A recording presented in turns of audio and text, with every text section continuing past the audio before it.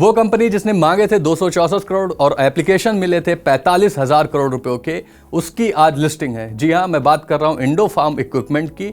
और Indo farm equipment का IPO जो खुला हुआ था, साल के शुरुआत से ही जो चर्चा में बना हुआ था, वो शेयर आज लिस्ट होता हुआ दिखाई दिया। इसकी लिस्टिंग कैसी रही, इसको लिस्टिंग गेन कितने मिले, इन सब मुद्दों पर बातचीत करेंगे।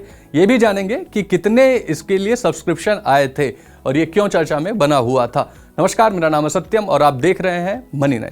सबसे पहले आईपीओ की लिस्टिंग कैसे हुई, तो उसके बारे में आपको बता दें कि ये एनएसई पर तकरीबन 256 रुपए पर लिस्ट हुआ।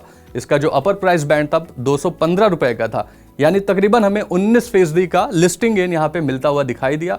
हालांकि इसका जो ग्रे मार्केट प्रीमियम था वो 96 रुपए तक पहुंच गया था, यानी 300 से ऊपर इसकी लिस्टिंग होनी चाहिए थी, जो कि नहीं हुई। यानी कि उम्मीदों के मुताबिक लिस्टिंग नहीं हुई। 19% लिस्टिंग गेन के साथ ये कंपनी लिस्ट होती हुई दिखाई दी।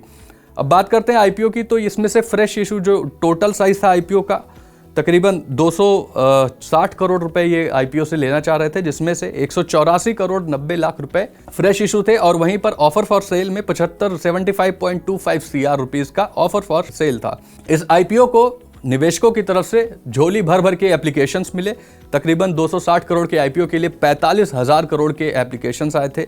आईपीओ तकरीबन 229 गुना सब्सक्राइब होता हुआ दिखाई दिया। तीनों कैटेगरीज में बहुत ज़्यादा सब्सक्रिप्शन हमें देखने को मिले, जिसमें क्यूआईबी पोर्शन लगभग 242 गुना सब्सक्राइब होता दिया। क्यूआईबी यानी कि क्वालिफाइड इंस्टीट्यूशनल बायर पोर्शन जो होता है, उसमें हमें 242 गुना सब्सक्रिप्शन दिखाई दिया।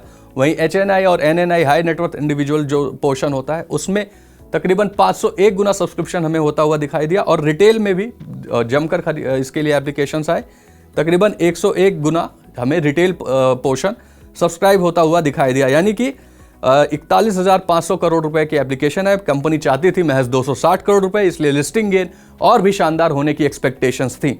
अगर हम इसके ओवरऑल एप्लीकेशंस की बात करें, नंबर ऑफ एप्लीकेशंस, तो वो तकरीबन 53.89 लाख एप्लीकेशंस इस आईपीओ के लिए आए थे।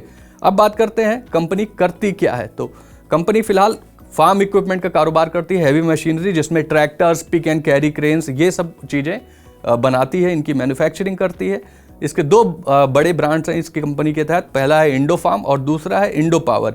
और ये फॉरेन में जैसे कि नेपाल, सीरिया, सूडान, बांग्लादेश, इन सब देशों में ये एक्सपोर्ट करती है अपने सामान को। इसका एवरेज रेवेन्यू जो एनुअल रेवेन्यू रहता है वो तकरीबन 350-375 करोड़ रुपयों के बीच का इनका एनुअल रेवेन्यू रहता है। इनकी मैन्युफैक्चरिंग यूनिट फुल्ली इंटीग्रेटेड है और इनके पास एक्सपीरियंस मैनेजमेंट है, इन हाउस एनबीएफसी सेटअप है, यानी कि कंपनी के पास एक कंपिटिटिव एडवांटेज भी है। लेकिन अब फिलहाल ये स्टॉक किस पर कामकाज करता हुआ दिखाई दे रहा है, तो आपको बता दें 19% की लिस्टिंग के बाद भी हमें तकरीबन 10% की तेजी स्टॉक में देखने को मिली। ये स्टॉक अभी 283 के आसपास ट्रेड कर रहा है और इसने हाई लगाया था 287 का, यानी तकरीबन 31% का रिटर्न मिलता हुआ दिखाई दे रहा है।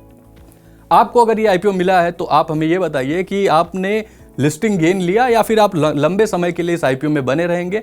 आपका क्या डिसीजन रहा, ये हमें कमेंट में जरूर बताएं। वह ऐसे ही वीडियोस के लिए देखते रहें मनी 9।